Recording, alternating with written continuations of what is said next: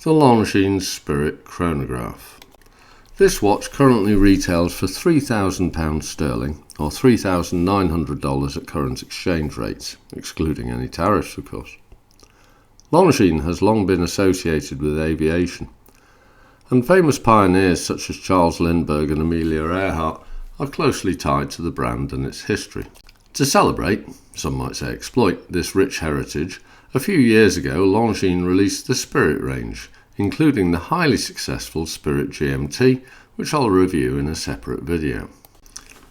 I chose this Spirit Chronograph over the more iconic Avigation Big Eye, mainly because of the inclusion of a date window, and because it has a black face which reminds me of aircraft instrumentation.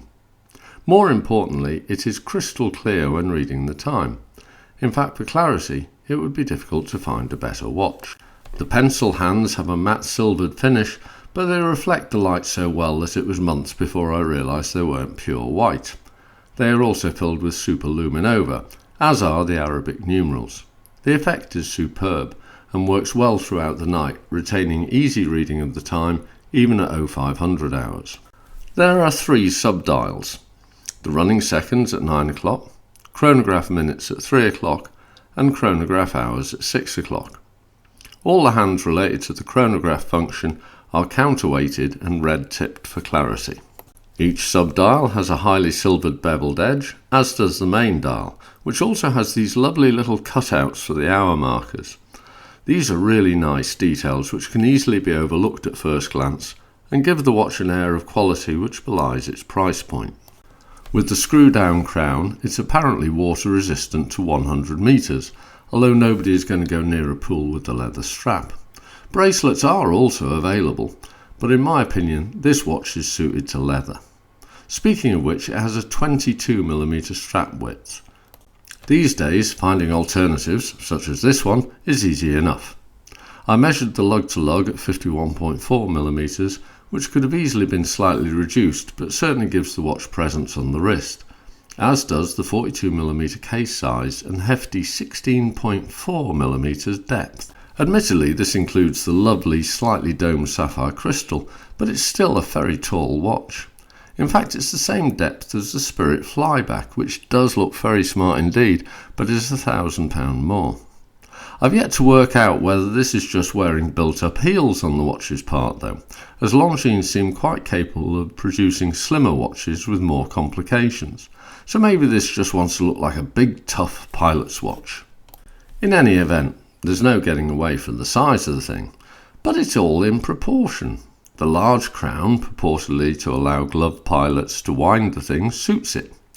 Given the likelihood that pilots these days will be flying unpressurised aircraft whilst trying to wind an automatic watch with their gloves on, this is clearly just styling, but hey, it works. The large pushers work too, although to be fair, to start the stopwatch does require a firm hand. Once it's running though, the start-stop works easily enough, and the reset is pretty easy too. The pressure required for the initial start is a bit of a puzzle, as this is a column wheel with vertical clutch, so it should be easier, but in any case it is not a deal breaker. Timekeeping wise, it's classed as the usual COSC -4 to +6 seconds a day category, although this one in particular is just superb. It gains about 3 seconds every 2 weeks, which is phenomenal. A couple of years ago I was having it repaired under warranty, and it was delayed. My local dealer offered just to swap it for a new one. I immediately declined as I was determined to wait for this particular one to come back. Speaking of warranty, it's covered by the standard Longines 2 years. The date window divides opinion, and I include myself in that. I really am in 2 minds about it.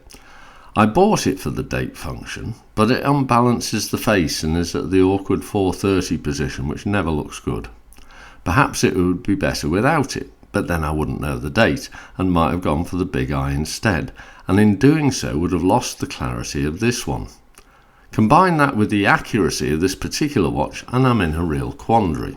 Ideally, I'd like to swap it for a Speedmaster, which, according to Omega's marketing department, has the far superior 3861 movement, which certainly looks fantastic, probably much nicer than the Etta Volgrange A08.L01, a reworked 7750 of course, in here. But I can't see the movement in this one anyway, and it keeps such good time I reckon it's going to be difficult to beat.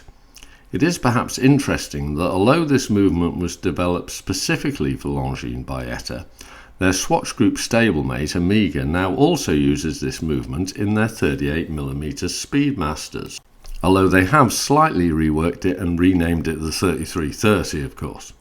They also shy away from a display caseback. It's also satisfying to note that the likes of Chopard and Hublot use a very similar movement, again 7750 based, but this time developed by Lejeune-Perret.